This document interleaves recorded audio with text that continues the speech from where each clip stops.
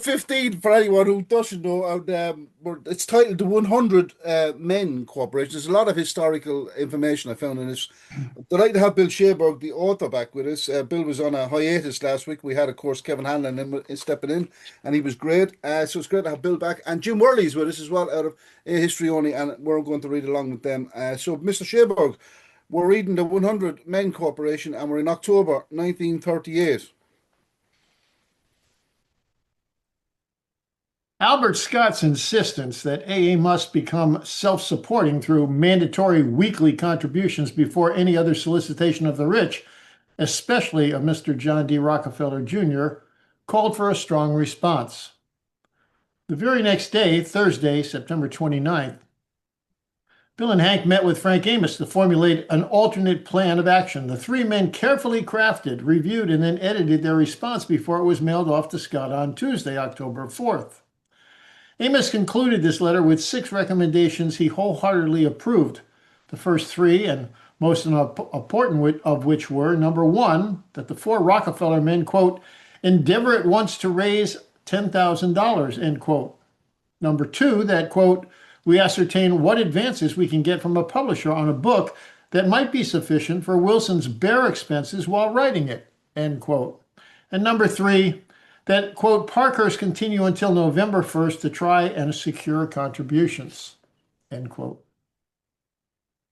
Regarding the first recommendation, the Rockefeller contingent did make at least some fundraising efforts during this time, but once again they proved to be so completely unsuccessful and raised no new monies to support the work.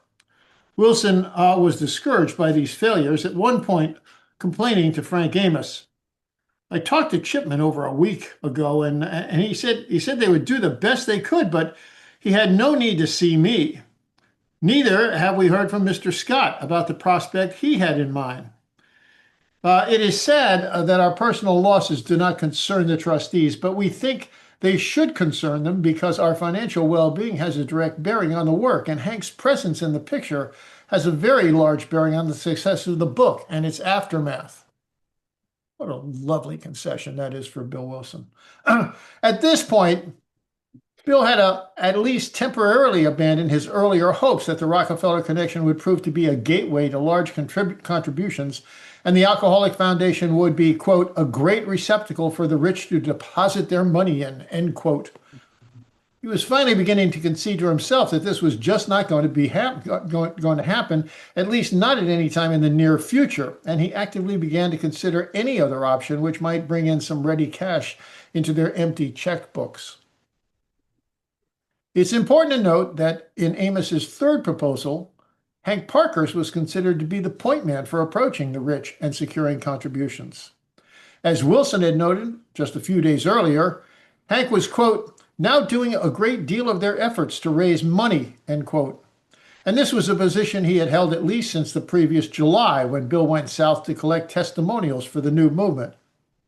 In their honest pursuit of this suggestion, both Wilson and Parkhurst continued working on their own list of promising new contacts, but with Hank making direct appeals while Bill wrote the solicitation letters. But once again, their best efforts produced nothing. There was no money coming in from any new outside sources, and now, more than ever, they seem to be completely on their own. I don't care anyway. It's great to have Bill Schaberg, the author, read this. This is wonderful. Finding a publisher for the book, Bill Schaberg. This left only Amos's second substantive recommendation as a possible source of ready cash, namely that they abandon the idea of publishing the book themselves and investigate the possibility of finding a publisher who would give them an advance on the proposed book. Fortunately, Frank had a friend named Eugene Exman, who was the religious editor at Harper & Brothers, the prestigious New York publishing house, and he enthusiastically suggested to Bill that, quote, perhaps he would be interested in your new book. Why don't you go down there and show him the few chapters you have done? I'll fix it up for you, end quote. Frank quickly set up an appointment for Bill and Hank, and the two men, quote, got there in a hurry, end quote, meeting with Exman and in his office either on Friday, September 30th, or sometime during the first few days of October. Bill brought copies of There Is a Solution and his own story along with them to this important meeting. The proposal to Harper is accepted. Bill was nervous about showing these two chapters to a professional publisher, and painfully aware that he had never written anything like this before, he approached this meeting with some considerable quote unquote trepidation. But his fears proved to be groundless. After the two men provided Exman with a bit of background on who they were and recounted some of their successes over the past 3 years, the two chapters were dutifully handed over. To Wilson's surprise and extreme relief, Gene Exman thoughtfully scanned them and then showed immediate interest in what he was reading. Why, Mr. Wilson, he said, this is, quote, rather interesting. Could you do a whole book like this? End quote. Bill claims he was shaking when asked that question, but he, quote, lied valiantly and said, oh, of course, end quote. Exman next wondered how long it would take for him to finish such a book, and Bill, erring on the side of caution, suggested it might be 9 or 10 months before he would be able to deliver a finished manuscript. Exman was delighted with this and suggested they come back again later after he had had a chance to present the idea of publishing their book to Cass Canfield, the president of Harper and Brothers. On their next visit, Eugene Exman announced he had excellent news. Harper's was definitely interested in publishing their book, and they would be happy to offer a 1,000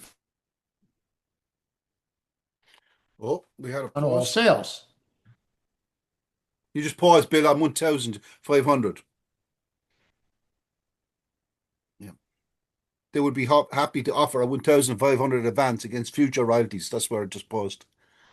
Against future royalties of 10% on all sales? Yeah, that's it.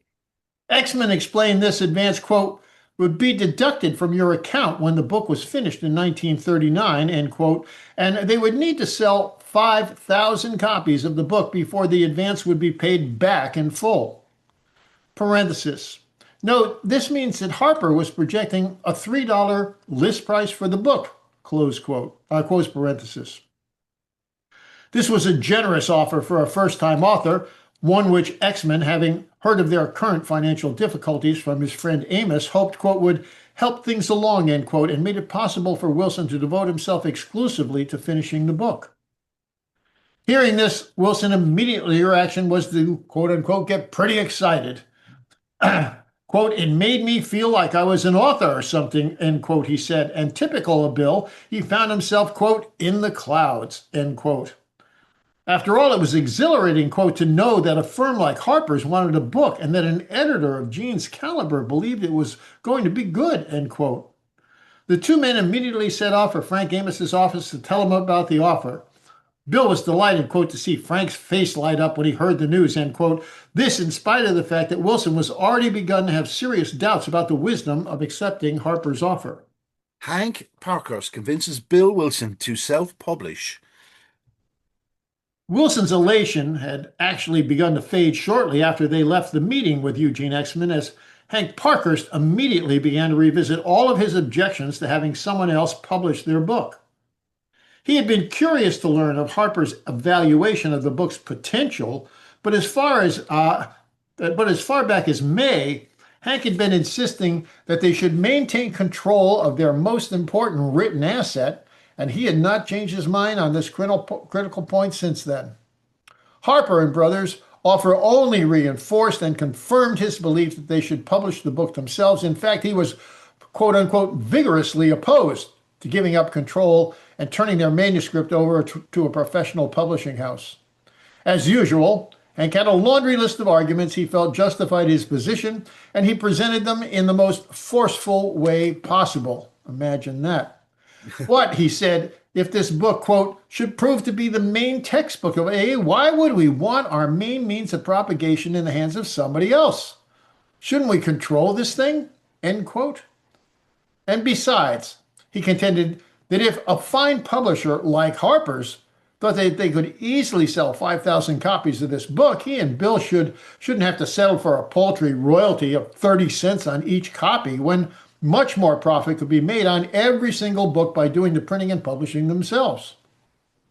In addition, this $1,500 may be enough to keep the author solvent for the next 6 months, but it provided nothing for the rest of them, not to mention the expenses involved in maintaining the office.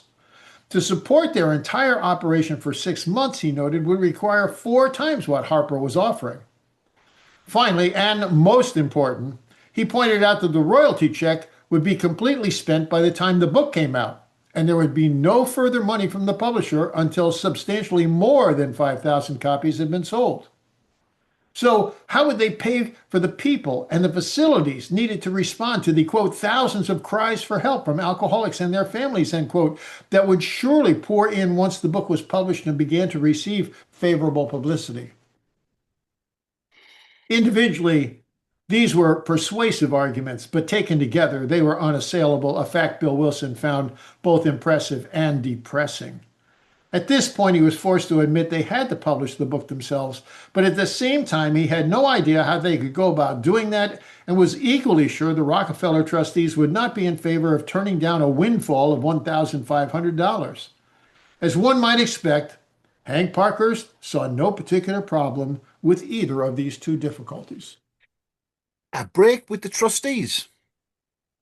When they told Amos and Richardson about the offered $1,500 advance, Bill says the two men, quote, smiled happily as they heard the details.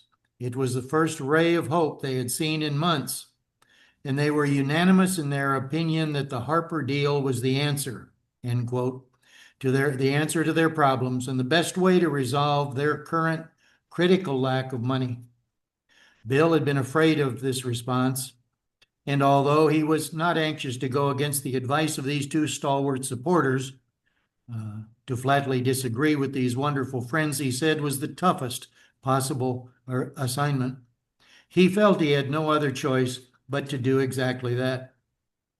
Reluctantly, Bill and Hank shared with these two men their grave reservations about the long-term consequences of accepting Harper's offer, and carefully recounted each of their objections with all the persuasive force and conviction they could muster.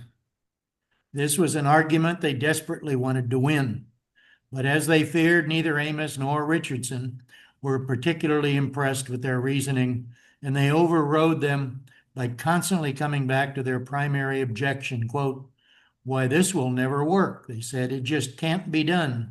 Authors never publish books and get away with it. You are on the wrong track, end quote.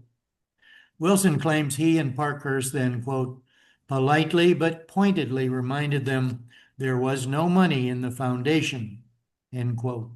And given that fact, they saw no reason why they should simply, quote, hand this new coming book, end quote, over to Harper rather than holding on to the ownership and control themselves. These could not have been particularly pleasant meetings, and when everyone had finally had their say, they, quote, ended on a dismal note. We were a hung jury, and no conclusion or verdict was reached, end quote.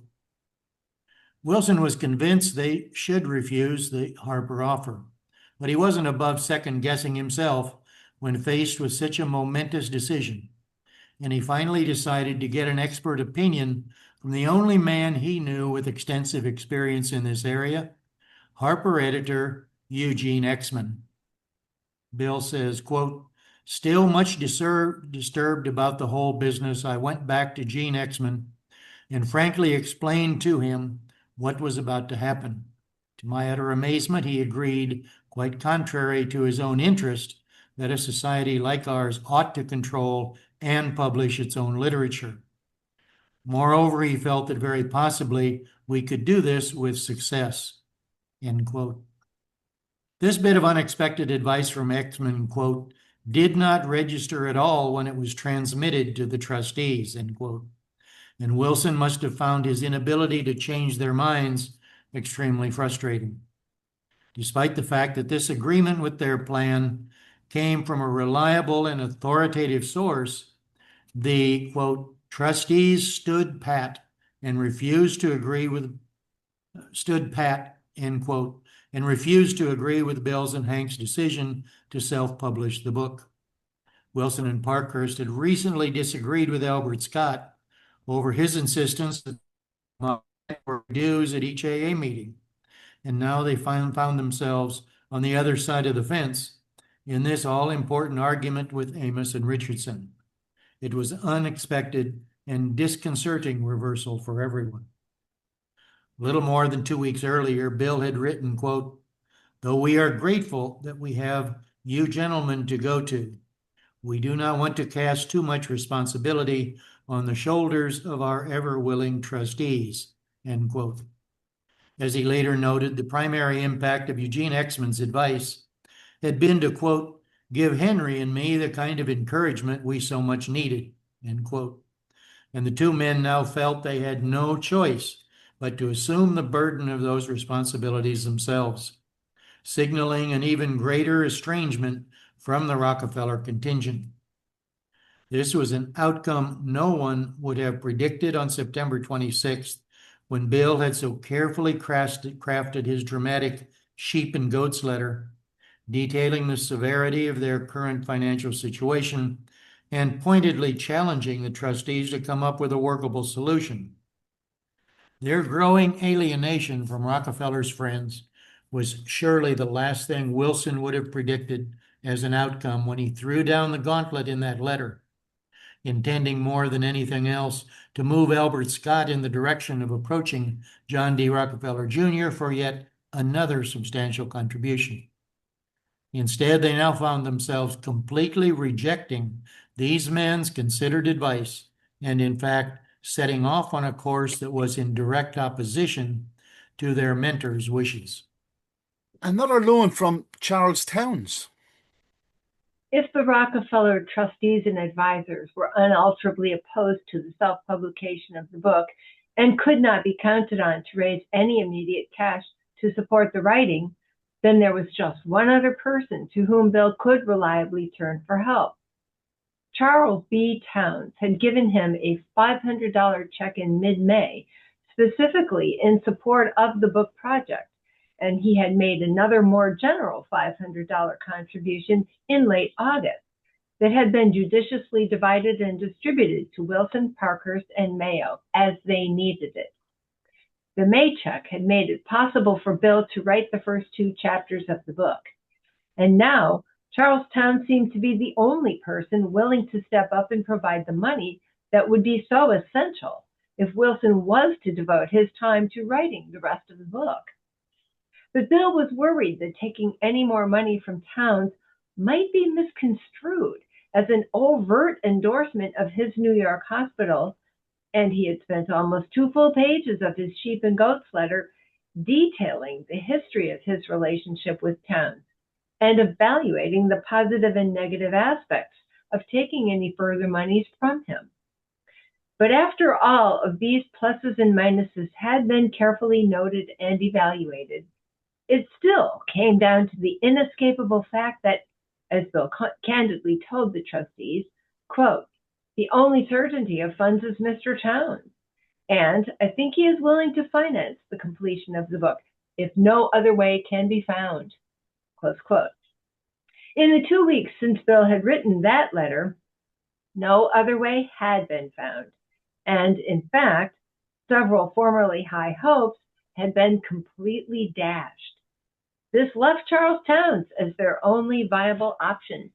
Towns agrees to finance the rest of the book. Towns was certainly willing to finance the completion of the book, and indeed he later claimed that he had, quote, voluntarily proposed to loan Wilson enough money to finish it. In Charles's own recollections of that conversation, recounted in a later letter to Bill, he said, quote, "I voluntarily proposed that you hire a stenographer, which you considered could be done for $25 per week. And you said that all you wanted was an advance of $50 per week for yourself, and I told you to go ahead," end quote. Once they had made the decision to reject the Harper advance, Bill had no other choice but to accept Charles Towns's generous offer. Having reached that decision, they came to an agreement in the second week of October, and Charles wrote Bill his first check on October 14th, 1938, and continued making regular payments over the next several months, generally sending him a check on the 11th of each month.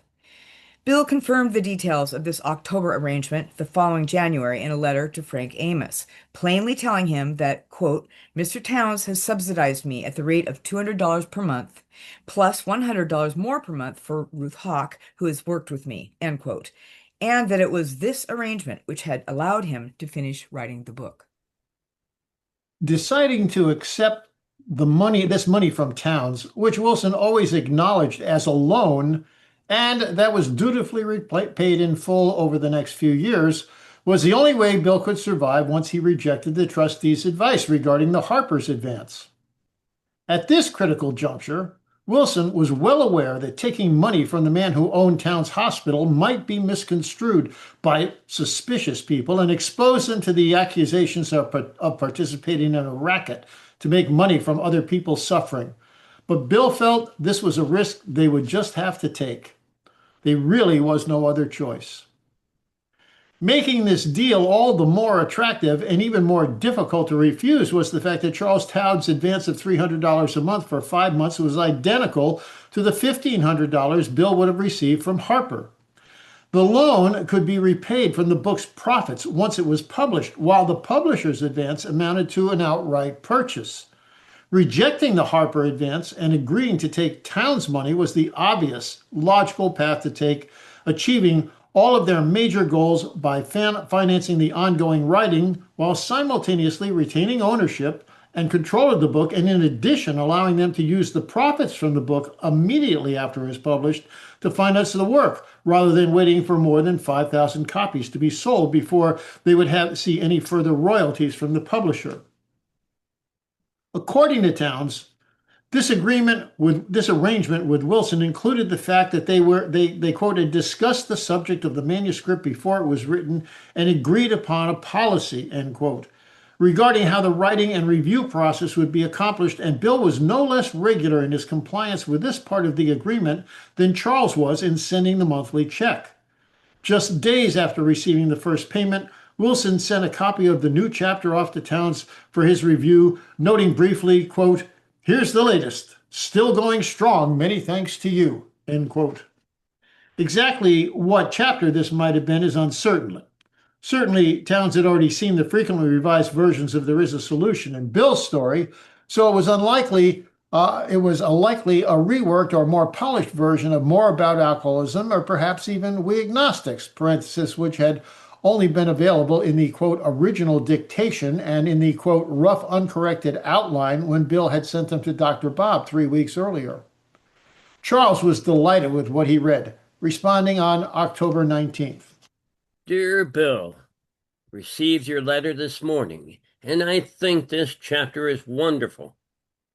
I cannot help but marvel at the way you are able to analyze and present this phase of your work, and I am satisfied that with the other material this book will contain, the semi-religious nature, it is going to immediately create an interest among the ministers of the world. The way in which you have presented this is entirely your own, and it could not be more clearly presented. Obviously, Charles was not going to be a very critical or intrusive reviewer when it came to Bill's writings, but the next paragraph shows that Towns was not bashful about offering some creative marketing suggestions for the book. I believe in time, as far as the Rockefeller Institute is concerned, John D. will find that it is up to him to present a copy to every religious institution in the world and many public libraries. In other words, I think that he could distribute about 500,000 copies. Also, I believe when Fosdick reads his material, he will be the man to interest Mr. Rockefeller. I am more than pleased with what you have done. Very truly yours, Charles B. Towns. Whatever the origin of this ambitious idea of Rockefeller distributing 500,000 copies of the book, parenthesis, had Charles been talking to Hank Parkhurst, question mark, closed parenthesis. It was not the last time this suggestion would be made, although the project never caught the imagination of the great philanthropist and therefore it never came to fruition. Charles B. Towns was not a rich man, certainly not on the order of John D. Rockefeller Jr. and his friends, but his confidence in Bill Wilson and his program of recovery far exceeded the combined faith of all of those men, and he demonstrated that faith by writing these all-important monthly checks. When talking about the essential help he gave at this decisive point in the story, Charles Towns claimed that he had, quote, never sought any credit nor publicity in this matter, and I don't care for any, end quote. But it is a sad fact that this man, one of the great unsung heroes in the story of the writing of the Big Book, continues to receive so little credit for his critical role in making it possible for the book to be written. Parker's plan: sell stock in a separate publishing company. But the biggest problem with the Towns arrangement to support Bill Wilson and Ruth Hawk for the next several months was that Hank Parker still had no income to pay his mortgage, support himself, his wife, and children, and cover the monthly expenses of maintaining the office in Newark. Some other source of money was clearly needed, and with the prospect of a publishing book on the near horizon, Hank just, quote, champed at the bit, end quote, to take the group in a completely different direction than the one they had pursued for the past year.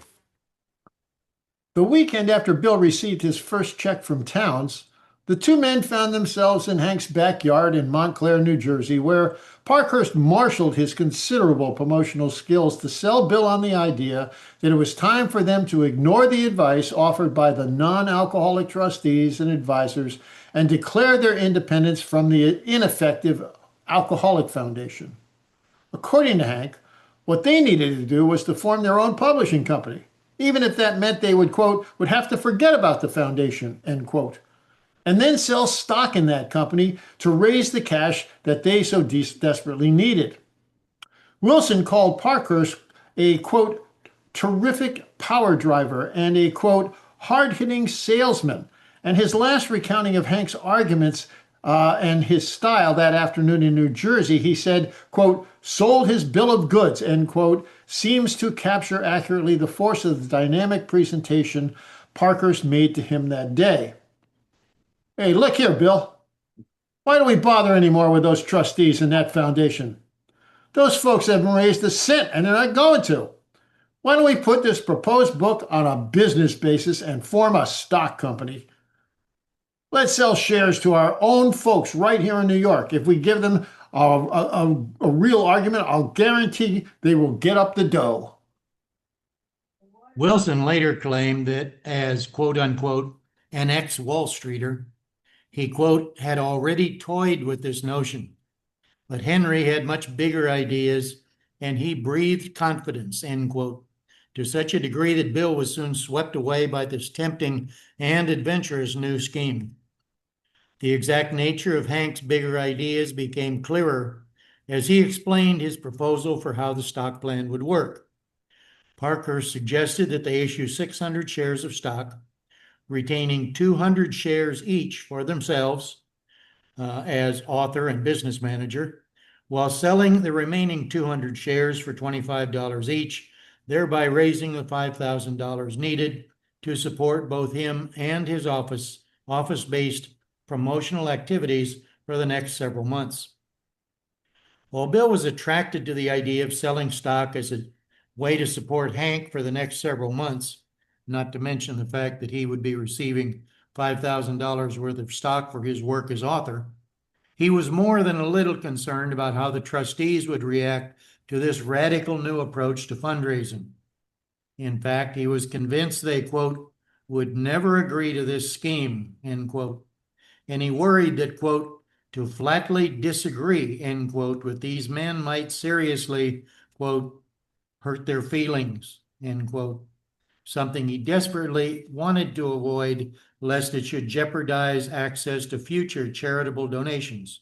Quote, but Henry's skin was thicker than mine, Bill noted. He was implacable. He said that it simply had to be done, and I finally agreed, end quote.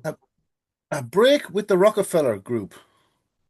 Ever the salesman, and as a concession to Bill's growing anxiety over the trustees, Hank proposed they offer the foundation a financial incentive in the hope that this might make it easier for the non-alcoholic trustees to accept his plan for a stock offering. Parker suggested the new publishing company pay the Alcoholic Foundation a, quote, full royalty of 35 cents, end quote, on every book sold, this being a nickel more than the 30 cents offered by Harper, and thereby increasing the foundation's potential profits from each sale by almost 17%. As a businessman, This was an argument that made perfect sense to Hank Parkhurst, and he presumed it would have an equally powerful impact on the reluctant trustees. Once he had worked out the details of the new plan, Bill and Hank, quote, were so overcome with this idea that they burned up the telephone to Willard Richardson in New York and even to Ohio, where Frank Amos, end quote, was still enjoying his 3-week vacation. Having presented the basic outline of the new company and the stock plan, the question was simple enough. Quote, would you therefore be in favor that we make an effort to secure stock subscriptions for a corporation to take over the book on the terms we have just described, end quote? Bill had, quote, anticipated that the reaction would be bad, and it certainly was, end quote. Neither Richardson nor Amos approved of the idea, and they both, quote, counseled caution before they took any steps further to implement this rash new venture. But Bill Wilson knew he would have to go through with the deal despite all the objections. It was the only way they could keep their heads above water while getting the book written, although he found this prospect, quote unquote, depressing. Making such a dramatic break with his Rockefeller friends was the last thing he wanted to do, but it had to be done. The 100 Men Corporation is formed. Quote, the very next day, end quote, Wilson and Parkhurst, quote, went to a stationery store and bought a pad of stock certificates, end quote. Back in the Newark office, Hank had Ruth Hawk type, quote, 100 Men Corporation, par value $25, end quote, at the top of each blank share, and then confidently signed his name across the bottom as, quote unquote, Henry G. Parkhurst, President. Wilson later claimed that on seeing this, he, quote, protested these irregularities. But Henry said there was no time to waste. Why be concerned with small details, end quote. If this did happen, it's unlikely it was much of an argument because the entire 100 Men Corporation was a Hank Parkhurst project from start to finish. And the money they were trying to raise was going to be used to support him, not Wilson. Who else but Hank should be president of this new publishing company? And so the new company, to raise money for the book project and to ensure that they, quote unquote, control this thing, had been created with the help of a few blank stock certificates and the bold stroke of a pen. Now they just had to figure out how to package the company in such a way so that people would spend some of their hard-earned cash to buy those rather dicey-looking homemade shares of stock. Great stuff. Selling stock for profit versus one drunk helping another. Before moving on to Hank's sales promotion campaign, there are a number of important things that need to be noted about this stock offering. To begin with, it was perfectly reasonable for Hank Parkhurst to suggest in October that they raise money by selling something of potential value. The previous May, in his letter to Bert Taylor and Bill Wilson, Hank had proposed that, quote, donations to the Alcoholic Foundation would be solicited to finance the writing and publication of the book for alcoholics. But in the intervening 5 months, despite the fact that these donations were actually loans to be repaid out of the book's profit, they had not been able to convince a single person other than Charles Towns to contribute to this important project. Towns had written a $500 check in May and another in August, but other than these two contributions secured by Bill Wilson, Hank Parkhurst's plan had been an abysmal failure. Given that disappointment, it's almost predictable that Hank's next step would be to offer an economic incentive to those willing to finance this phase of the book's publication. If generosity of spirit and the desire to support a worthy cause could not motivate people to open their checkbooks, then perhaps it was time to fall back on the always reliable profit motive to get the funds he needed. An infusion of cash was absolutely essential if they were ever going to get the book published, and if the only remaining way to raise those funds was to appeal to people's selfish economic interest, well then so be it. It might not be the ideal situation, but it seemed to be the only option left at this point. Without some source of significant financing, all their hopes of publishing the book would collapse like the proverbial house of cards. This shift from donations to the sale of stock was both radical and fateful. Parkhurst was now enlisting support for the book project, and indirectly for himself, by promising buyers they would make money from their investment, injecting the always contentious financial element, the fear that, quote, money is going to ruin this thing, end quote, into the very heart of all their efforts. With his stock scheme, Hank abandoned the virtuous let's do this because it's the right thing to do approach and adopted instead an unmistakably mercenary appeal for people to, quote, join us in the book project because you will make a lot of money, end quote. Other than the potentially harmful effects of this decided materialistic approach might have on the New York membership, the great downside of Hank's stock plan was that with this one fateful decision, he had realized all of Akron's worst fears about the New York obsession with money. People buying stock in this publishing company were no longer making donations to generously support an emerging fellowship that promised sobriety to the suffering alcoholic. Instead, they were writing checks because they had been promised a substantial return on their investment. The altruistic, quote, one drunk talking to another drunk, end quote, movement had suddenly been turned into a racket, an organization seriously tainted by the explicit promise that people would make some easy money off it. Fortunately, Dr. Bob avoided, at least for the moment, the explosion that would have resulted had the Akron members heard about Hank's stock plans.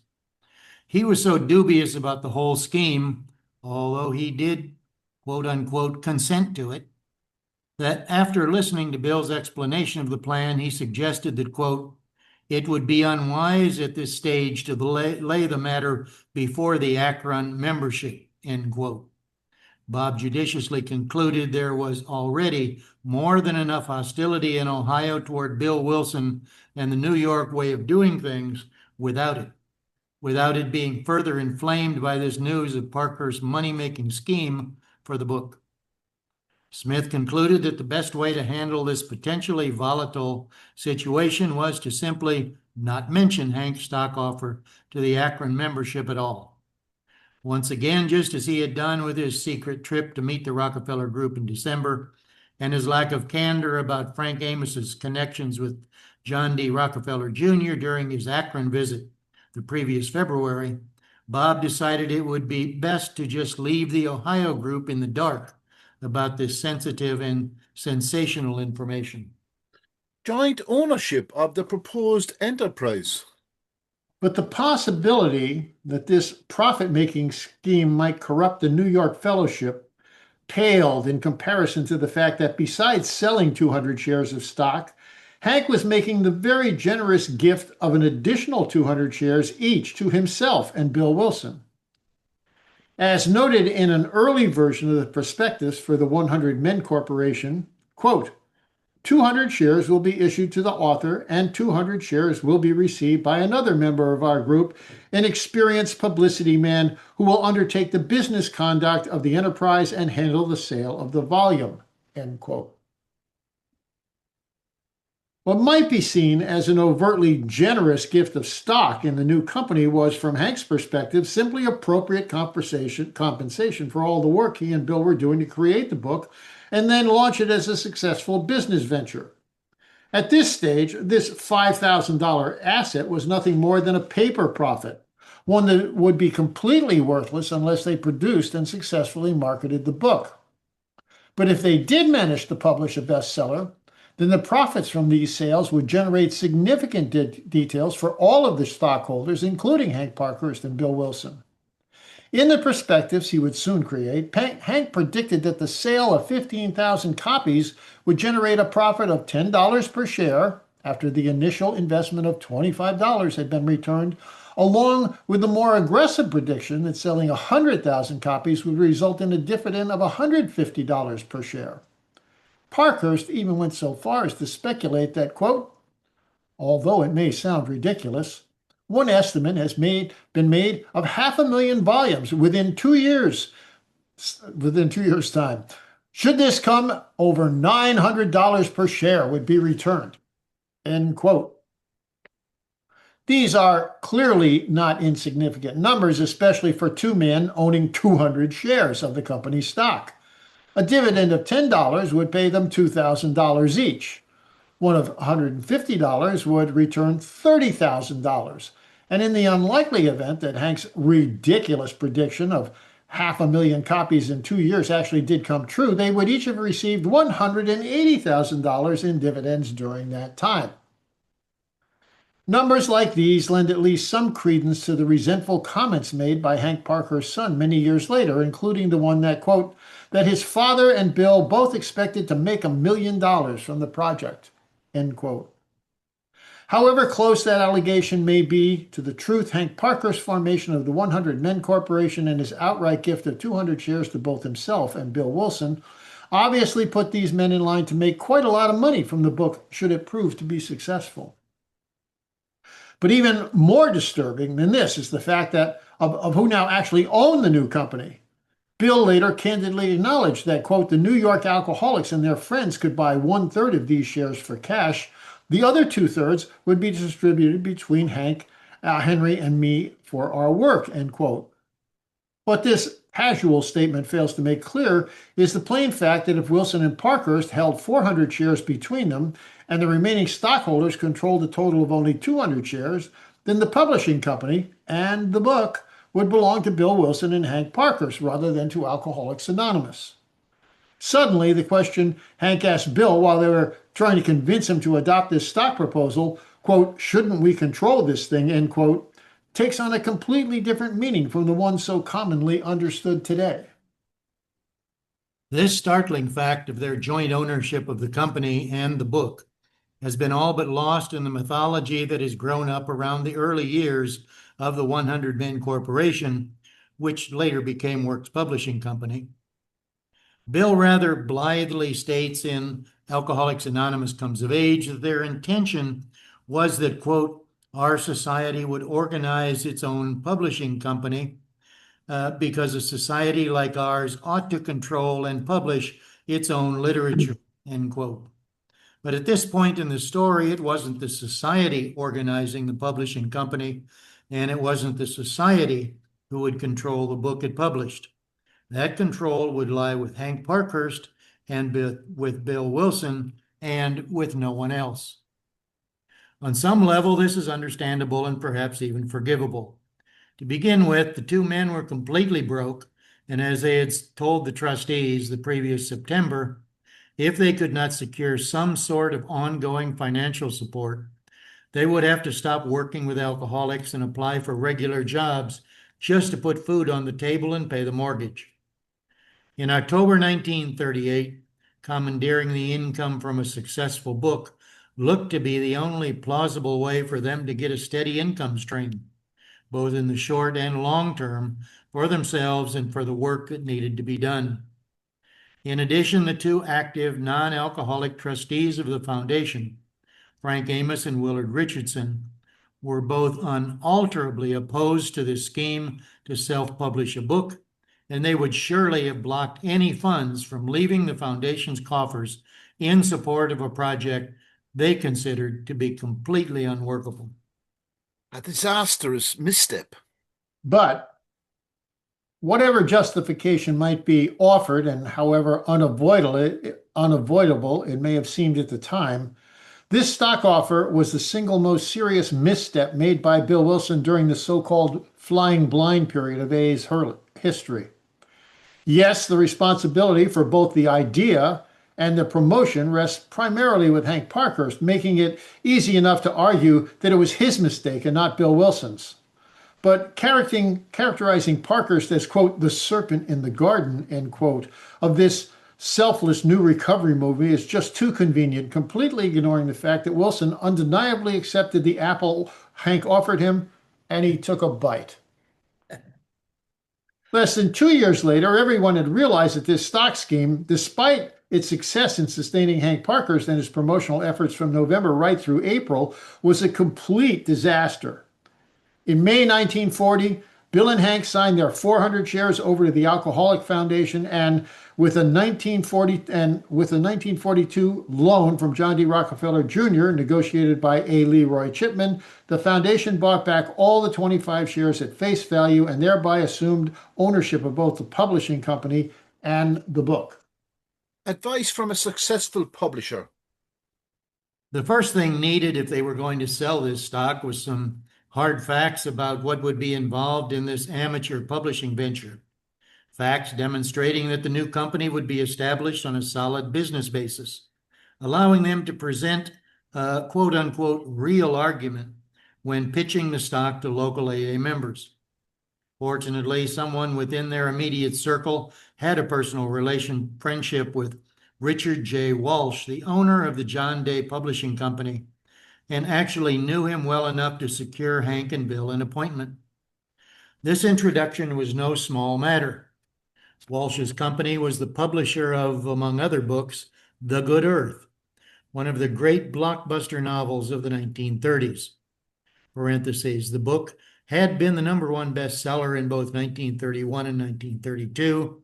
It won the Pulitzer Prize in 1932 and was the work most responsible for the author Pearl Buck receiving the Nobel Prize for Literature in 1938.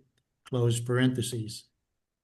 Richard Walsh gave Wilson and Parkhurst a considerable amount of his time and attention, providing them with reliable and valuable information on, quote, printing, credit, and sales, end quote, of a self-published work, along with his own confident prediction of, quote, an unusual sale for the volume, end quote. Perhaps most important was his assurance that given their circumstances and their desire to maintain control of the proposed book, quote, he could not see where this venture would gain through using an established publisher, end quote. This was exactly what Bill and Hank had been hoping to hear. Yet another professional opinion confirming the validity of their plan to publish the book themselves. According to Walsh, the printing of the book should not cost any more than 34 cents a copy. This, taken with the royalty of 35 cents to the Alcoholic Foundation and an allowance of 5 cents for packaging and drayage, would result in a maximum cost of just 74 cents per book. If the book had a retail price of $3 a copy, it would produce a gross profit of 88 cents on each book sold through a bookstore, parentheses, after deducting the traditional jobber's discount of $1.38, close parentheses, and a $2.07 gross profit on every copy sold by direct mail after allowing 19 cents each for wrapping, addressing, and postage. Walsh presumed that as a result of the publicity Hank was then so busily planning, they would be able to sell at least one book via direct mail order for every 2 books sold in stores, resulting in an average gross profit of $1.27 per book. This was wonderful news to the fledgling publishers. If Hank needed any further convincing about the feasibility of his vision for the 100 Men Corporation, these numbers decisively confirmed all of his most optimistic hopes. This was going to be a very profitable business venture, and once he projected those profit numbers onto the fantastic number of books he envisioned selling, it made the investment of a mere $2,500 for one share in the 100 Men Corporation look like a tremendous bargain. How could the folks in New York not get up the dough when presented with such a surefire proposition as this? The New York members aren't buying. Bill was excited by what they learned from Richard Walsh, but these projections made Parkhurst wildly enthusiastic, and he immediately began aggressively selling the New York members, pushing them to jump on this fabulous opportunity while they still had the chance. Bill reported that Hank, quote, descended like a whirlwind on the New York alcoholics, end quote, and they, quote, buttonholed them one by one, persuading, browbeating, hypnotizing, end quote. He said that Parkhurst knew all of the, quote, strategies of a super salesman, end quote, and he used every one of them in his efforts to separate people from the $25 or more they needed to make this investment. Meanwhile, Bill claims, quote, he was no second rater at this sort of thing, end quote, himself, and he, quote, followed right along, backing up all of Hank's arguments and prodding people to take out their checkbooks. According to the 2 promoters, this was a once-in-a-lifetime ground floor offering that people would be just crazy to miss. Nobody was buying. Over and above the fact that most of the newly recovered men had absolutely no disposable income, they were also very skeptical of the basic arguments Hank and Bill were trying to sell. Wilson said the typical alcoholic response was often accompanied by a quote-unquote stony look and the disdainful observation that, quote, you fellows certainly have some nerve. You mean to say you're asking us to buy stock in a book you haven't even been written yet, end quote? It sounded like a harebrained pie-in-the-sky scheme rather than a solid business proposition to these people. Despite Hank's quote-unquote violent promotion, they found it impossible to sell even one share of stock. Quote, obviously, they needed still stronger arguments, end quote, if this ambitious new fundraising effort was ever going to get off the ground. Bill said Henry was not discouraged. He still had ideas. Billy said, you and I know this book is going to sell, and Harper's thinks it will sell, but these New York drunks just do not believe it. Some take it as a joke, and the rest talk high and holy about mixing a spiritual enterprise with money and promotion. But if they really think that the book would sell, they would buy the stock all right and fast. Parker's was convinced that the promise of national publicity was the best way for them to start getting some traction with their sales efforts. If they could just get a commitment from one of the big national magazines to print an article promoting the book just as it was about to be published, they would surely be guaranteed a huge sale in the first few months that 100 Men was out. Good Housekeeping is approached. The first magazine approached was Good Housekeeping, where they met with the editor, William Bigelow. The appointment had been set up by an established author named Wainwright Evans, who had published 2 books in the late 1920s and who had almost 20 years of freelance writing experience to his credit. His connection with the growing AA movement is unclear, but it may well have been the result of the many articles he had published on the occult and the paranormal, a topic that ran an abiding interest for Wilson throughout his life. Evans was clearly well enough known to Bigelow that he was able to secure a meeting after he sent the editor a letter regarding the work being done with alcoholics and requesting an appointment. Wainwright Evans accompanied Bill and Hank to the meeting, and Bigelow was so impressed with their presentation that he asked Evans, quote, to submit an outline of the completed article which he believed would be used by the magazine just prior to the issuance of the book, close quote.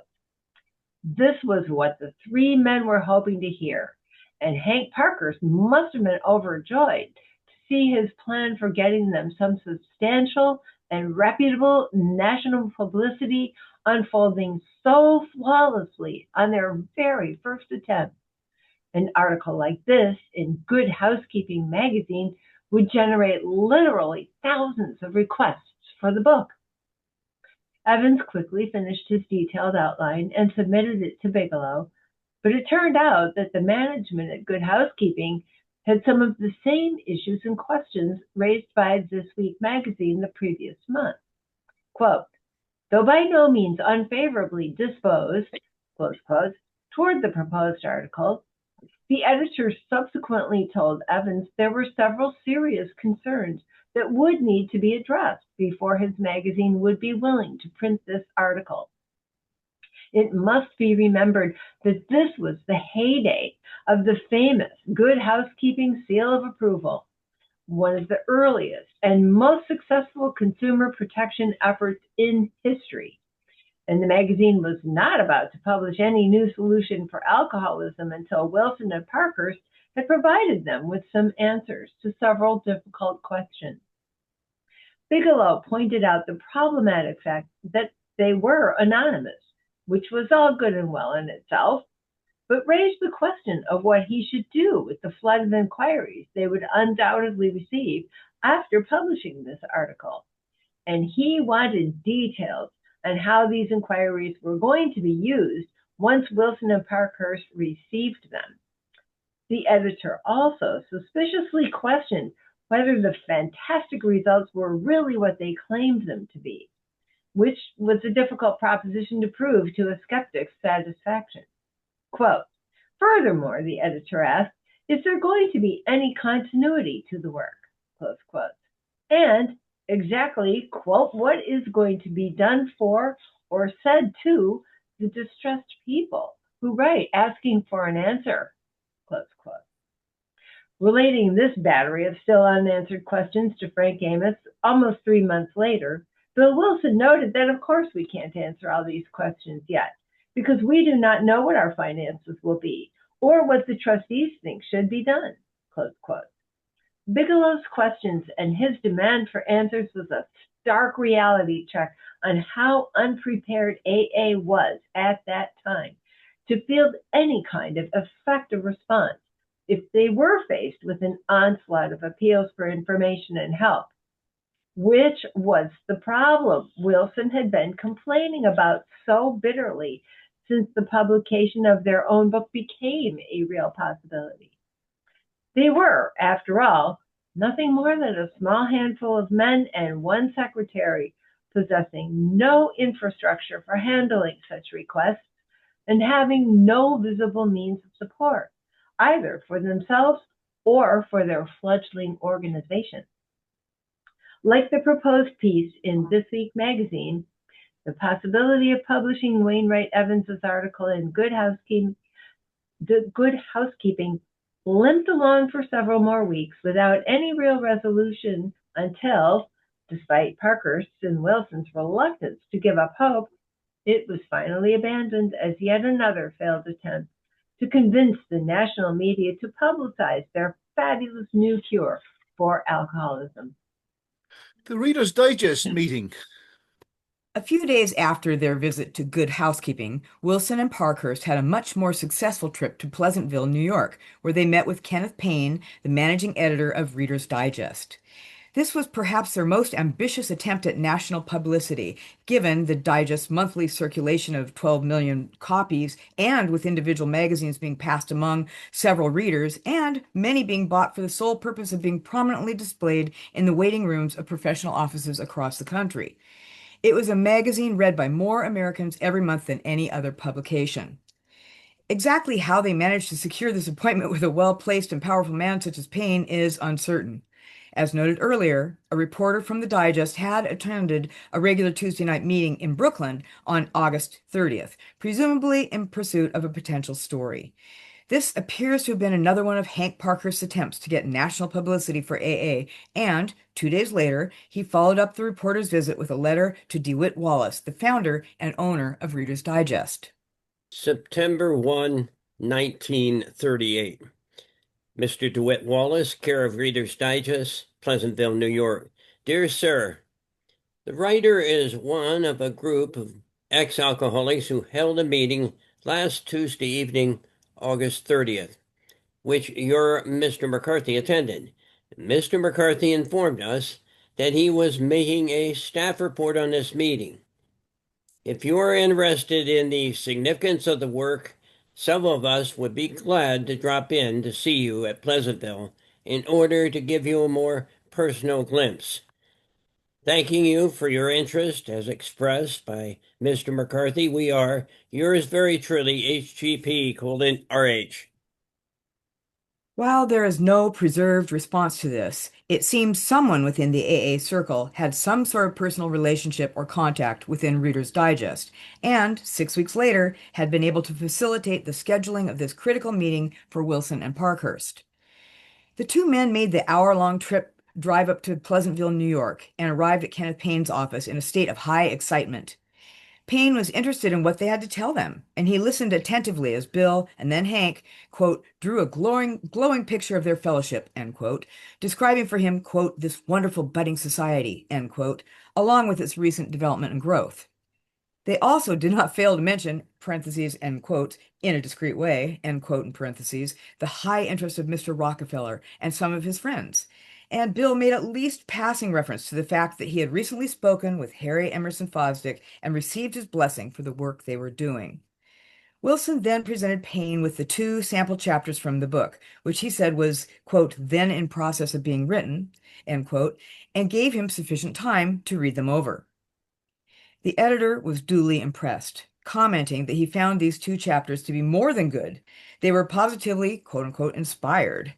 With such a favorable response, Wilson, or more likely Parkhurst, went for the close by asking if an article describing a group such as theirs would not, quote, be a matter of tremendous interest to the Reader's Digest, end quote. Kenneth Payne's reply was, quote, most enthusiastic, end quote. And he admitted that, yes, quote, this is just exactly the kind of thing Reader's Digest would like. We'd love to do a piece about your promising young society, one alcoholic talking to another, all very dramatic. Yes, we'll put a feature writer on it, end quote. And he then spoke about how he intended to give the article considerable space in that issue of the magazine.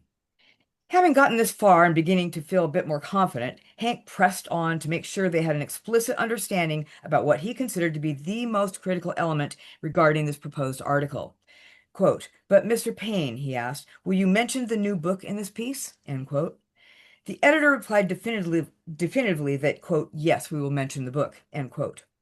The 2 men were elated, but the editor's intention to start work on the story immediately posed something of a problem for them. While an article published in the Digest would be a huge coup, it would do them little good if it came out too far in advance of the publication of the book. Asking for a favor at this point may have seemed presumptuous, but they really had no choice. So Hank politely asked Payne if the piece could be timed so that it would appear just as their book was being published, explaining that once they had their, quote, methods set out on paper, end quote, they would be much better prepared to respond to the thousands of inquiries that an article in the Digest would generate. Kenneth Payne instantly understood their dilemma, and asked how long it would take to do the book. Wilson suggested it should be ready for publication sometime in the spring of 1939, and the editor was more than happy to work with that deadline. When your book is ready next spring, he said, let me know, and I think we can put a feature writer to work. This would be a great story, end quote. Their meeting lasted an hour and concluded with Payne assuring that they had a quote unquote a deal, along with his promise that they would, quote, take the story up the editorial board as soon as possible and, quote, when the time is right, we'll put a special feature writer on this thing and we'll tell everyone about your society, end quote. Wilson and Parkhurst could not have been happier. They had just successfully negotiated the placement of a story about Alcoholics Anonymous in a national magazine with a paid monthly circulation of 12 million copies, an article that would surely bring them more publicity than even Hank had ever imagined in his wildest dreams. The 2 men, quote, reached for their hats and sped back to New York, end quote. Now they, quote, had some real ammunition, end quote, and enough solid arguments to assure even the most skeptical buyer that they would, quote, someday get their money back, end quote. Both men were confident that the promise of a story in Reader's Digest, parenthetically, especially one that would be timed to appear just as the book was being published, end parentheses, finally, quote, gave them the argument they needed to pry the money loose from the drunks, end quote. Surely, with the help of Reader's Digest, they would be able to sell some of those $25 shares of stock. Hank's prospectus. With this firm commitment from Reader's Digest, Hank Parkhurst immediately went into promotional overdrive, quote, sitting up nights working on a prospectus, end quote, explaining the surefire profitability of the proposed book business. After some considerable editing, he had Ruth Hawk type up multiple copies for him and Bill to use while promoting the $25 shares in the 100 Men Corporation. This original type version of this prospectus was 8 pages long. Parenthesis, a few weeks later, it would be a slightly revised 12-page version, which was typeset, close parenthesis. And it opened with a, quote, brief resume of the work of Alcoholics Anonymous, end quote. Hank had wasted no time in taking this opportunity to finally present the historical background of AA that he considered so important to selling their solution, and that back in early June he had suggested to Bill as the ideal opening for a book, arguing that, quote, a history of the work. Possibly this could be carried on in the first 2 pages of the book. This history should establish proof of success of the work and carry hope to everyone that reads that much. The opening of the book should arouse the emotion of hope. In the brief resume of the work in the prospectus, Hank actually used Bill Wilson's full name, William G. Wilson, and gave him sole credit for, quote, certain ideas that came to him which forced the basis of the events which have since transpired, end quote. But Parkhurst is not about to squander this chance to promote his own, much less religious understanding of their solution. And he quickly goes on to note how, quote, doctors and psychiatrists have agreed that the only way out for the true alcoholic is through a so-called spiritual experience, and it matters little from what form that experience takes, end quote. Furthermore, he says, quote, this spiritual feature must be simple and understandable, end quote, if it is to be, quote, acceptable to the ordinary men of the world, end quote, and its presentation must be packaged with, quote, accurate and reliable medical information, end quote, if the new prospect is to be, quote, readily persuaded that he is hopeless, end quote. But William G. Wilson's most brilliant contribution, he claims, went far beyond just simplifying the spiritual feature and recognizing the importance of accurate medical information. All of these elements have been well known to professionals for years, but they have been employed with comparatively little success when it came to sobering up alcoholics. According to Hank, Bill's major insight, quote, Bill's major insight came when he, quote, conceived the idea, end quote, that this failure to help suffering alcoholics, quote, was because the matter was so often presented to an alcoholic by a non-alcoholic, end quote. And this universally lopsided approach did not provide, quote, the sufficient basis of mutual confidence, end quote, so critical for success. Wilson, quote, realized that one alcoholic could gain the confidence of another to an extent that no other person in the world could, and that once this, quote, idea takes hold of the imagination, end quote, it led him to a vision of, quote, one alcoholic helping another, and that one helping still another, end quote, as the one truly effective way to spread the message of recovery and of bringing sobriety to an telling of their story. AA's singular success was more the result of fellowship between alcoholics than any other single event. Hank then briefly recounted Bill's trip to Akron and related how it resulted in 3 Ohio men recovering before he returned to New York. In the 3 years since then, quote, about 200 cases of hopeless alcoholics have been dealt with, end quote, and, quote, about 50% of these have recovered, end quote, with the net result that, quote, the original Akron 3 have expanded themselves into more than 70, end quote, scattered among New York and the seaboard states. There are about 40, end quote, men who have completely recovered from their previously insoluble problem with drink. Having outlined the basic history of AA, Hank then launched into a section he entitled, quote, the present program, end quote. He began by stating categorically that, quote, it has been felt vitally necessary to spread the work widely and get it on a sound basis rapidly, quote, noting that the first step in this process, quote, has been the establishment of a trust known as the Alcoholic Foundation, end quote. After briefly describing the structure and responsibilities of the foundation, Hank then moved on to the real topic under consideration, the need for, quote, education and instruction of an estimated million alcoholics in this country, end quote, in, quote, the nature of the disease and its cure, end quote, and the decision, therefore, to publish a book, quote, based upon the past 4 years of experience, end quote, so that their, quote, definite program of attitude and action, end quote, could be offered to everyone affected by this malady. In conclusion, he noted, quote, the publishing of this book, to be known as 100 Men, is the subject of the attached material, end quote. With all this groundwork carefully in place, Hank then proceeded to detail, quote, unquote, the proposal, namely their plan to form, quote, the 100 Men Corporation, whose purpose would be to publish the 100 Men book.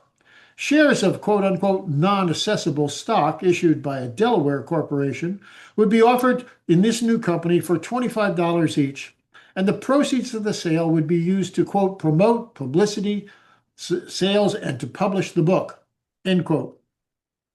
Painfully aware of just how little disposable income there was among the recovered drunks and alcohol in New York, Hank created a convenient time payment program, claiming that if you couldn't afford the full price of $25 a share, then the program would be willing to accept, quote, the company would be willing to accept, quote, $5 for each share ascribed at the time of subscription, end quote, along with the promise of an additional $5 per share would be paid, quote, each 30 days for 4 months after subscription.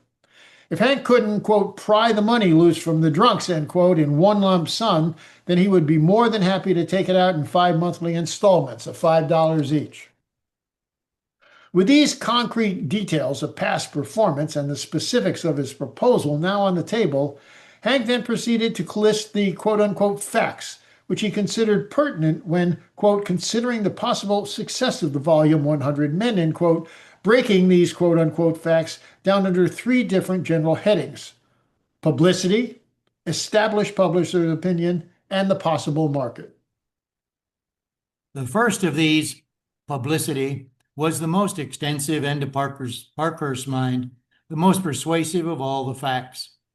He listed here 7 numbered items, although the first and last of these were not actually publicity items, but rather about the testimonials provided by doctors regarding, quote, the foundational soundness of the work, end quote, and the fact that, quote, established publishers were confident that this volume seems assured of the most unusual publicity preceding publication of any book they had known, end quote. But sandwiched between these two were 3 short but impressive paragraphs recounting their very positive meetings with This Week, Reader's Digest, and Good Housekeeping, along with 2 reports of the sensational responses to recently published articles. One in the Saturday Evening Post, The Unhappy Drinker, January 15th, 1938, and the other, quote, a very obscure article, end quote, by Dr. Silkworth, which had appeared in, quote, a small New York medical journal, end quote. Reading Hank's enthusiastic retelling of their meetings with all 3 of these magazines, one could easily assume that favorable articles about Alcoholics Anonymous and their new book would be appearing in all 3 simultaneous with the release of the book. This was, of course, simply not true. While Bill and Hank left Reader's Digest with the understanding of a firm commitment, both This Week and Good Housekeeping had expressed grave reservations about the articles and requested further clarification, which was never provided. Next, in, quote, established publisher's opinion, end quote, Parkhurst revealed Harper's office of a $1,500 advance, something the publishers would never do, he said, unless they thought it was a surefire book.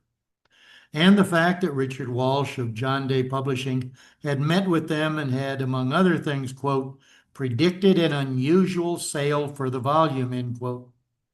These 2 impressive and well-informed testimonials regarding the marketability of the book from which respected publishing houses should allay any fears regarding the projected sales to be expected once the book was published. Hank then launched into the 3rd general category of facts, quote, the possible market, end quote.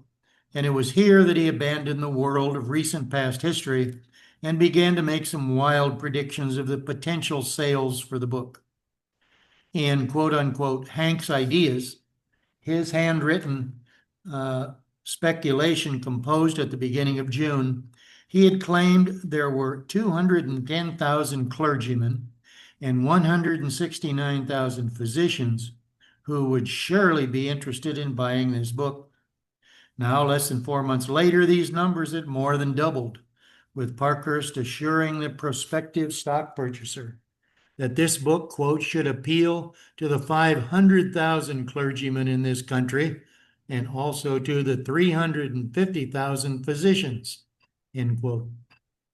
In addition to these previously considered professions, Hank Parkhurst now added, quote, the 20-odd thousand established psychiatrists, end quote, and noted confidently that, quote, the problem is one of pressing concern to large corporations, and asserted we know also that special reprints should be interesting to insurance companies, end quote.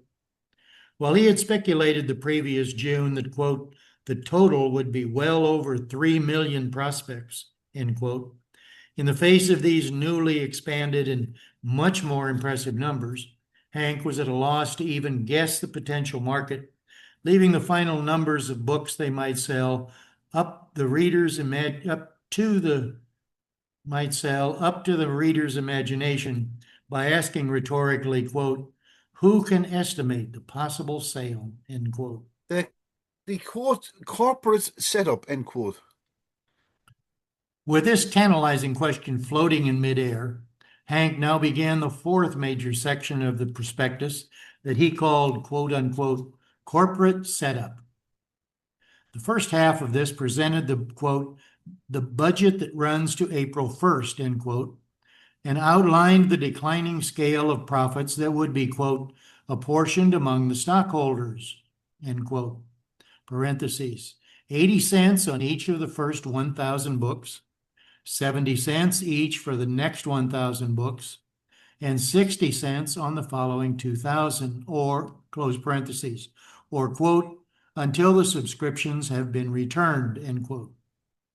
The budget, which noted that $1,500 had already, quote, been extended as a loan to ensure the writing of this volume, end quote, listed the following 9 categories along with their costs. Budget to April 1st, 1939, author, $1,000. Directional and sales promotional work, $1,800. Office rent, $480. Steno, $650. Office expense estimated $240. Incidental expense, $500. Printing plates, $700. 1,000 volumes, $350. Artwork, $250, for a total of $5,970. To forestall sticker shock or any too careful questioning of these numbers, Parkhurst immediately followed this budget with a page-long detailed accounting of the projected costs for printing, publishing, and distributing the book. These were the previously mentioned numbers supplied by Richard Walsh of John Day Publishing Company, numbers that promised, quote, an average gross profit of $1.26, end quote, for every volume sold. Finally, Hank had arrived at the punchline of his entire presentation, the section of the prospectus he called simply, quote unquote, profits. Coupling the huge projected market he had so confidently outlined with Richard Walsh's assurance of the substantial amount of profit to be realized on each book, Parkhurst just could not restrain himself as he detailed the fabulous returns anticipated from the surefire investment. By June 1st, the $25 subscriptions would have been returned. Then if the following sales are reached, the profit per share would be $15,000, 15,000 volumes first year per share return after money back, $10. 25,000 volumes, $30. 50,000, $75. 100,000, $150. Although it seems ridiculous, one estimate has been made of 500,000 volumes within 2 years' time. Should this come, over $900 per share would be returned. Having made a fairly well-organized and, for Hank, relatively articulate presentation of all these arguments, the final section, called Operation of the 100 Men Corporation, end quote, seems to be an afterthought, and it reads like something that had just been stuck on the end of this prospectus, the catch-all list of facts and figures that he hadn't been able to blend into the previous text. But in reality, what Parkhurst was primarily trying to address in this section was an objection that would plague Alcoholics Anonymous for many years to come, and had even at this early stage of their development already grown into a burning question. Why did AA need an office and a staff to carry on the work of organizing a program that was basically transmitted by word of mouth by one drunk talking to another? At this time, the primary focus of the question was the shareholders' concern that much of these enticing profits would simply disappear into the overhead costs of maintaining Hank in his office. This question of an official AA office was of particular interest to Hank Parkhurst, since he was the one running that office, and he was totally dependent on it for his livelihood. If the AA office went away, then so did his only current source of income. In justification of maintaining it, Parkhurst asserted that, quote, during the time of the writing of the book and while sales, promotional, and directional duties were going on, the necessity of an office is apparent, end quote. And he mentions several tasks, parentheses, working with Floyd Parsons on a possible Saturday Evening Post article, following up with a host of New York City-based national church offices, canvassing the National Library Board, and securing articles in the American Medical Society's publications, close parentheses, to support that assertion. In addition, he said, once the book was published, quote, if sales are going at a very rapid rate, there would be no question as to the necessity of an office, end quote. Although he conceded that if this most likely of all scenarios did not materialize, then the office would seem to be unnecessary and would be closed. The prospectus is completed and shares are sold. Over the next couple of weeks, Hank continued to work on the prospectus, adding a decorative title page, reading simply Alcoholics Anonymous, and writing 2 more pages of text before he had the document typeset and professionally printed. The major addition was a full-page quote-unquote foreword, containing, quote, certain information, end quote, that should be known to the reader before considering the, quote, attached proposal, end quote. This included a fairly detailed explanation of the allergy theory of alcoholism, which, according to Hank, quote, informed doctors and psychiatrists, end quote, now considered to be, quote, just as much a disease as cancer, end quote, along with an emphasis on the, quote, indisputable fact that during 1937, 35% of the life insurance turndowns were due to alcoholism, end quote. Taken together, these particulars demonstrate that, quote, there exists today an alcoholic problem which takes its place in seriousness with cancer and syphilis, end quote. In contrast to this distressing situation, quote, over the past 4 years, over 100 true alcoholics have recovered who, from the standpoint of medicine and psychiatry, were considered hopeless, end quote. Noting, quote, these men have dubbed themselves Alcoholics Anonymous, end quote. Parkhurst explained that the name was, quote, adopted because of the nature of the work, because of the desire to keep away from notoriety, and because the work is strictly non-sectarian, end quote. The second new page, which appeared at the very end, was a fill-in-the-blank subscription form to be completed by the stock purchaser and mailed along with a check made payable to the Alcoholic Foundation or to Henry G. Parkhurst, to either Hank at 17 William Street in Newark or to William J. Rodell in Hackettstown. With the marshaling of all these impressive facts and arguments, Hank went back to the local alcoholics and finally began to sell some shares of stock to them, to their friends, and to a miscellaneous collection of non-alcoholic supporters. As a lot, the New York members were, quote-unquote, pretty poor, and many couldn't afford the $25 needed to purchase a single share of stock. They adopted the 5 monthly payment plan Hank had devised for exactly these circumstances. These buyers agreed to make their first monthly payment on November 15th, solidly placing Hank's greatest sales success in the 2 or 3 weeks immediately prior to that date, and committed to make an additional $5 payment on the 15th of each following month until March 1939. In addition to financially challenged AA members, some of their friends also opted for this time payment program, including several people who bought more than just 1 share of stock. Bill Wilson later claimed that, quote, practically all of the New York members subscribed, end quote, to this initial stock offering. But the official May 15th, 1940 list of subscribers does not support this. Despite Hank's best efforts, there was still considerable resistance in New York to his speculative venture.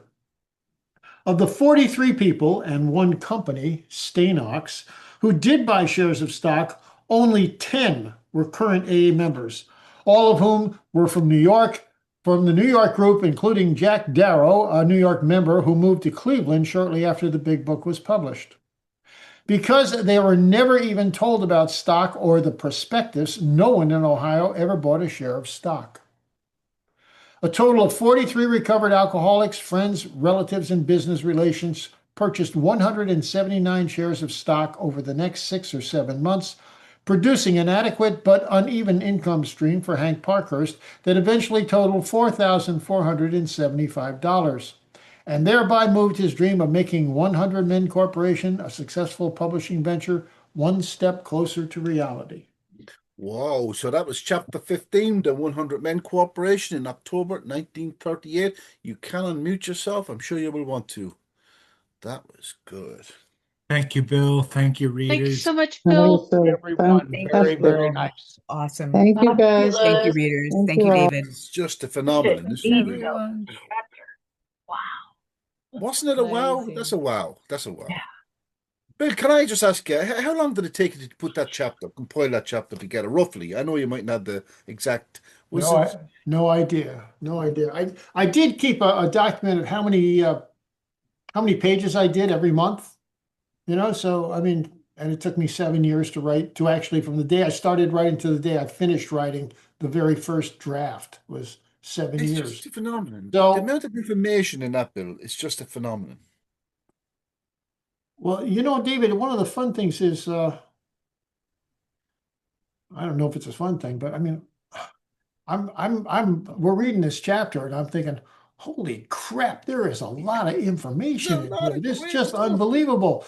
But what's really, really, really unbelievable, and of course I was overjoyed at this at the time I was doing the research and doing the writing, but what's really unbelievable, that all this information that's in this book was lying fallow in the 80 years between when the book came out and between when my book came out. I mean, it's unbelievable that no one even scratched the surface of all this stuff. I mean, it wasn't like it was locked up and nobody could see it.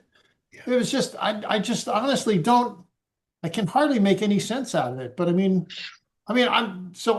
want to blow a lot of smoke at myself here, but I'm reading this thing, I'm thinking, holy crap, there's a lot of stuff here. And of course, then of course the writing skill has to come in. It has to be organized in a way that you can read it and make sense out of it. Those are two different things, doing the research and compiling all the data.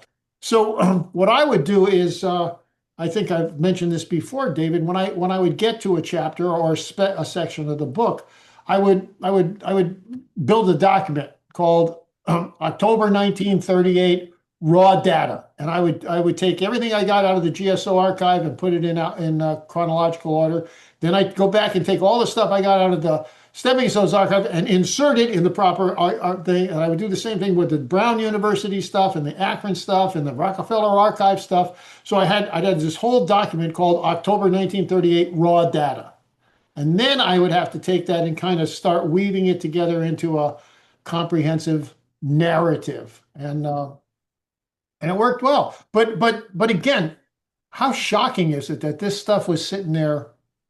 And honest to God, I mean, most of this information has just never been written about or published by Alcoholics Anonymous or somebody who's done similar research 20 years before me or 30 years before me. I mean, I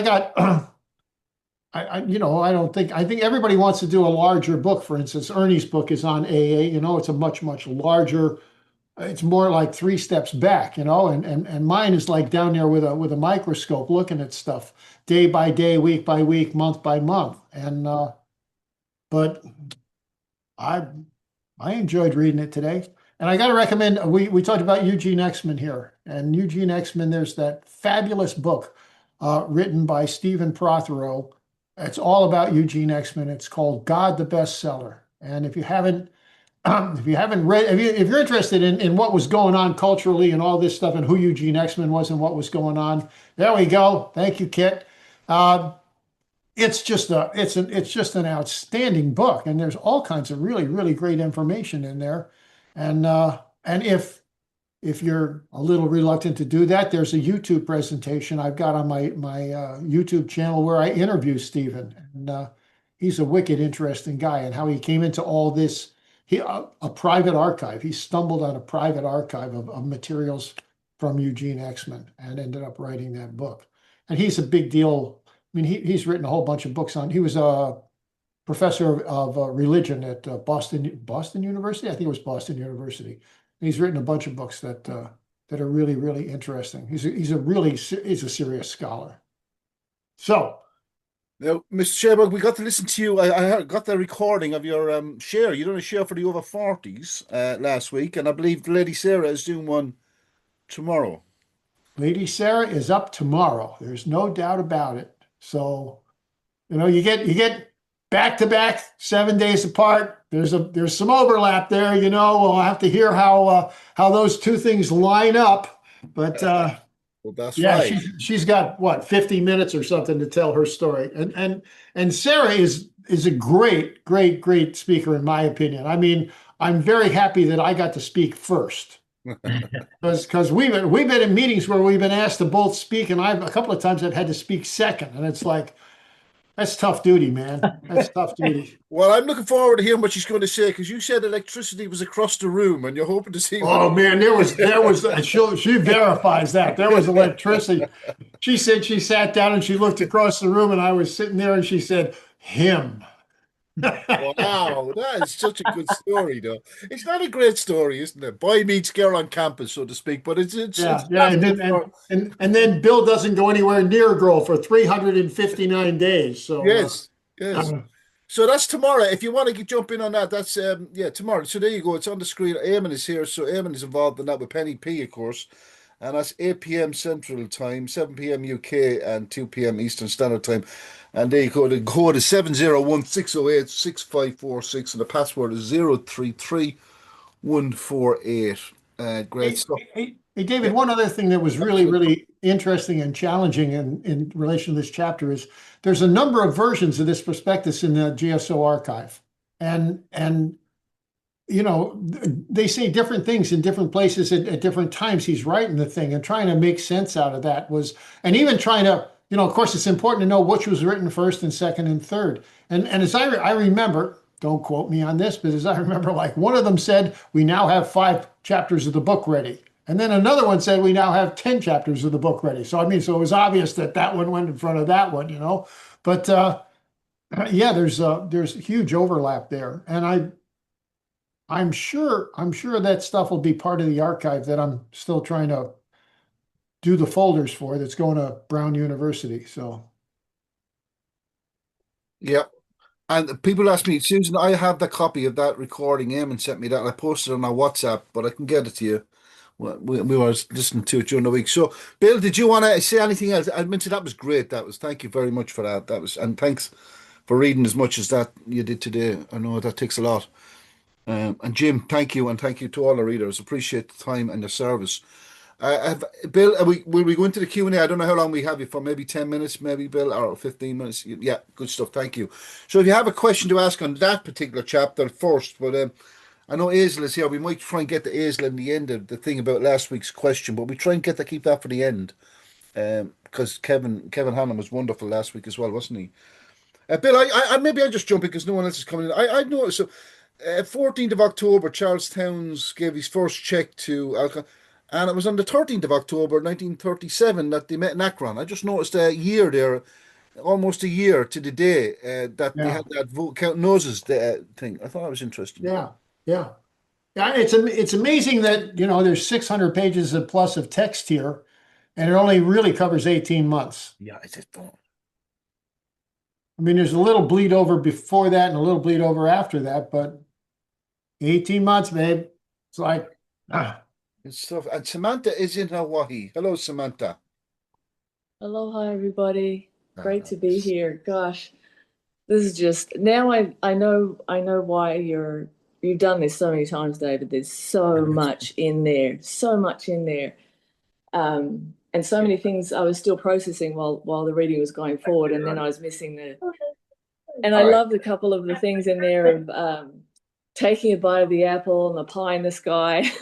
I was just loving those references. And it made me think, and also I have the Reader's Digest thing. I thought, wow, that's really promising. But it was so clear to them how much those questions that were brought forward, it's like, oh, wow, we got to get that we're not together at all. But I have an old Reader's Digest here from 1965, which is the year I was born, and my mum gave it to me in Australia. And I was looking through and I thought, gosh, I wonder if AA had any impact on this, because there's so many chapters in there about humility and all sorts of things. And the last it's multiple stories, multiple writings. The last one in there is I Dare You to Be a Pessimist by Henry Emerson Fosdick. And I just thought, wow, that's so crazy. Anyway, I love how things align. But I did want to ask you if there's any, I mean, there's so much, like you said, so much, and it was so long ago. I wanted to ask you if you have any memorable, oh, this is really good, like an idea of how you wanted to express something, like that sounds perfect. I love it. Were there any memorable ones of those? Well, like the pie in the sky and the by the apple? I love, yeah. When I got to the point of saying that Hank was the serpent in the garden, I was just loving that. I mean, personally, I was loving that as a writing metaphor or something, And then Bill Wilson took a bite, which he did, So, so yeah, I really love that. But then there was other things that, I mean, I've said this before. I kept trying to convince Sarah that I could refer to Henrietta Seiberling as the dragon lady of Oxford Group in Akron, and she just wouldn't let me do it. She must have made me pull it out of there. I kept weaseling it back into the text, and she's like, William, you can't do that. You can't say that. You can't say that. So awesome. Thank you. Thank you. Thank you. Oh, I love it. Thanks, everyone. Thank you, Samantha. And who are we going next there? Who's coming in next? It's very strange. Quiet today. There's a lot to take in, I suppose, for some people. There you go, Gigi. Sorry, Gigi, I missed you there. You were up. I took my hand down because I wasn't sure if you wanted to ask this question. I have so many questions, but I'm only going to ask this one, and that is, it's on page 309, where Hank's writing this prospectus, and he's talking about, it says Hank then briefly recounted Bill's trip to Akron and how it resulted in 3 Ohio men recovering. And he goes on and gives this little basic history. Why doesn't he mention the Rockefellers? Well, they had almost promised those 4 Rockefeller guys they would not mention the fact that Rockefeller gave them money. And quite frankly, the only time I can find any documentation that they did in fact slip on that is Wilson, when he told the story many years later, said that they did happen to mention to, I think it was the guy at the Reader's Digest, that they had got the interest at least of John D. Rockefeller Jr. But yeah, they were I think they worried that if they in fact went public with that to raise more money, for instance, because if John D. Rockefeller's giving them money, what the heck, what's good cause? But they were told not to do that, and I think they felt that if they did do that, they were going to screw the pooch, and then they would never get any money, no matter what. So they didn't do that, and no, I think they were under pretty strict orders not to mention John D. Rockefeller Jr. giving them money. And again, when I say giving him money, that again, Wilson always said he gave it to AA. He didn't give it to AA. He gave it to Dr. Bob. Gave it to Dr. Bob. So it's like, so now you're getting, if you're trying to explain the whole thing, it gets real complicated. And most especially, I think the most complicated thing is John D. Rockefeller Jr. only gave you $5,000. What the hell is going on here? I mean, that's pocket change that falls out of his pants when he's, it's just like $5,000 is nothing to him. So yeah. Okay, that makes a little bit more sense to me, because it just seems such a disjointed relationship between the fact that they have the non-alcoholic trustees being connected to Rockefeller, and yet they're not allowed to talk about it. It just seems weird. I know that one of the things I speculate someplace in the book is because they couldn't get any money out of anybody else. And I think one of the things, I think there was, I talk about the incestuous rich, they all talk to each other. So I think the word was on the street that Rockefeller had given him $5,000 and then said, that's it, dude, not another penny. So it's like, Well, what's wrong with this deal? I mean, if Rockefeller's only the richest man in the world is only going to give him $5,000, why should I be coughing up cash? They want me to give them, $100,000 or $50,000 or even another $5,000. So, But he was willing to give them $5,000. I mean, it just seems like such a negative approach to that. yeah. Now, Rockefeller did, of course, they did the Rockefeller dinner, much later where they introduced, and they thought they were going to get $1 million worth of contributions out of that. And I don't know the exact numbers. That's past my area of research, but they didn't get a lot of money out of that for sure. And but Chipman did in fact negotiate a loan, as I mentions in this chapter, so that they could buy back the $25 shares. And then they paid Rockefeller back, and they paid everybody back. They paid Charlestown's back. I mean, I think that's one of the most interesting things about the whole deal. They were pitching them as donations that were eventually going to be paid back. I mean, wasn't just we're going to take your money and thank you very much. Did they ever pay the $5,000 back to Rockefeller? I don't think so, because the money went to Dr. Bob. But I don't know. I don't know if they paid that $5,000 back. Interesting. Yeah. Thank you. Thanks, Gigi. I'm going to post Bill that recording of Bill sharing last week. It should be in the chat now. That was Bill sharing his experience. And very well done, too, I thought.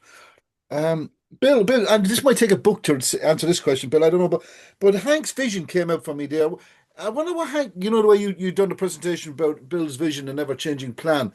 So Hank's vision, I was just thinking while I was doing, what would Hank's vision of AA been? It's interesting what his vision would have been. Would it have been a business? Would AA have been a business? I was just thinking, would it be more of a business?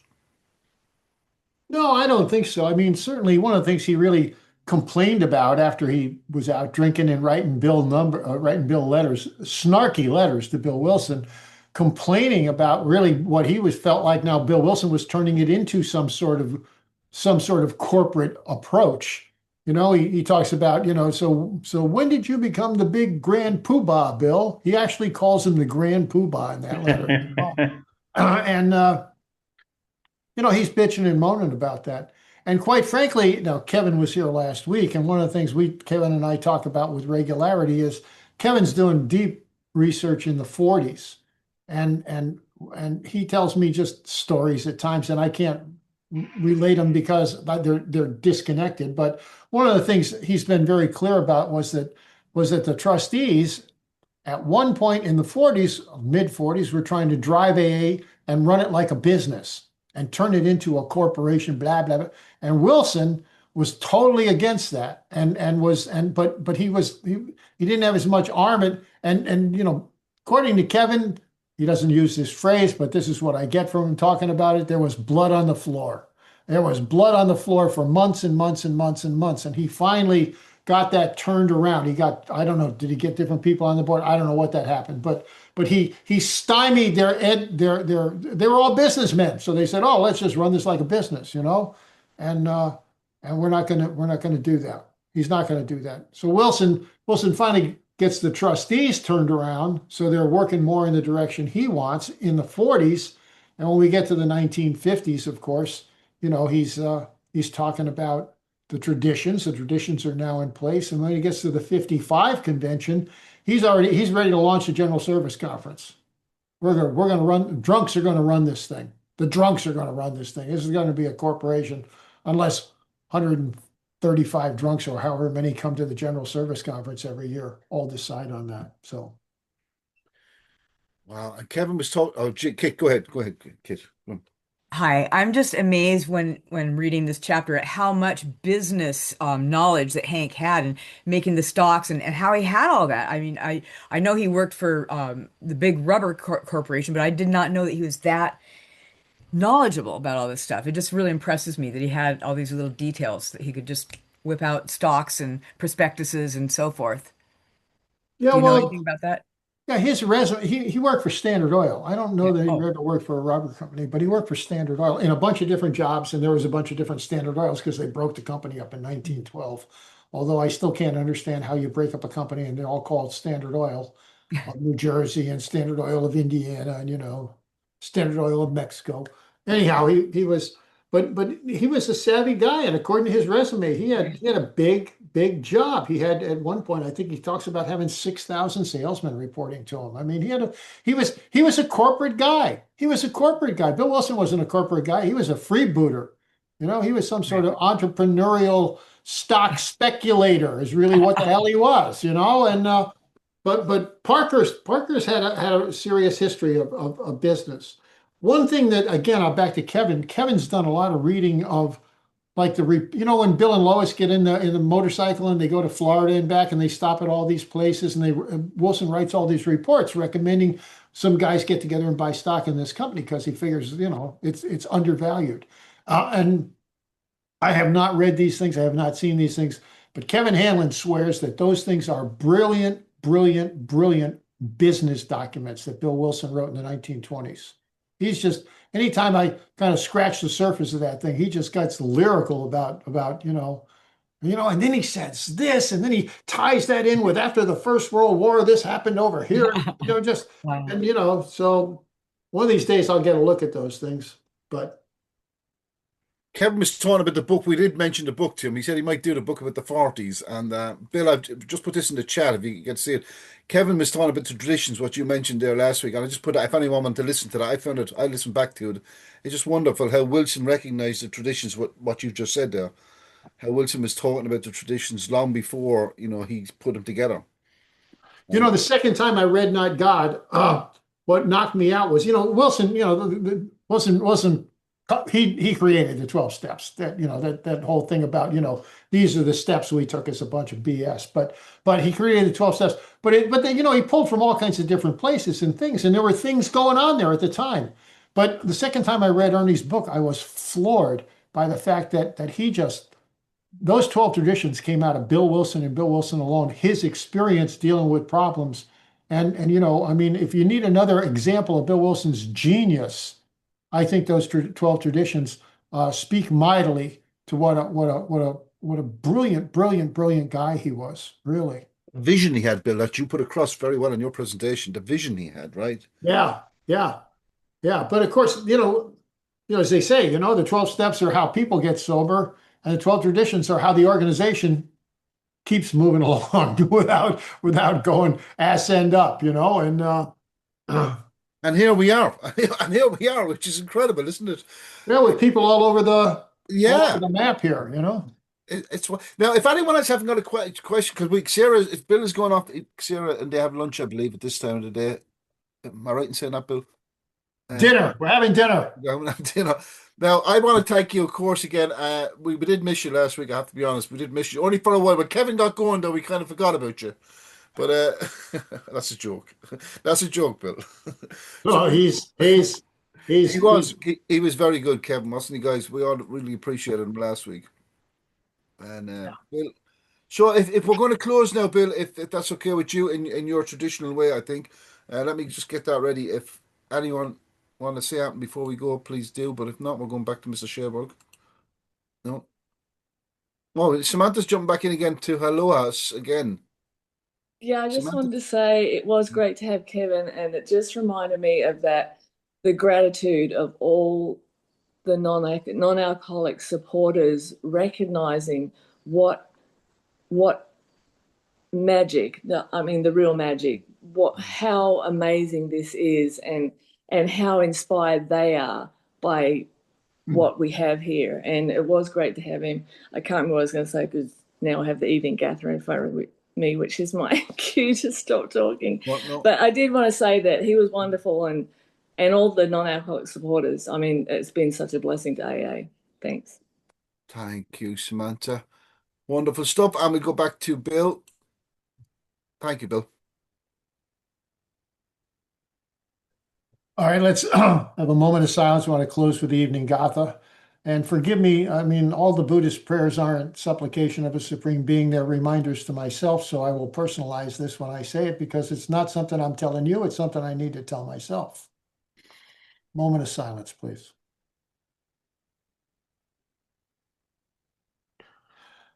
Let me respectfully remind you, William, Life and death are of supreme importance. Time swiftly passes by and opportunities are lost. Each of us should strive to awaken to the present moment. Take heed. This night, this very night, your days are diminished by one. Do not squander what precious little time you have left in your life.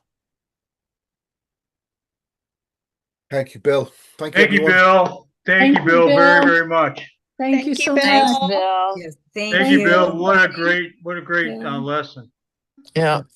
I Thank you, read Bill. part of your book, Bill, at my home group. I'm doing a little blurb on history every Thursday, and they ate it up. I read about just from the very beginning about Bill's storytelling.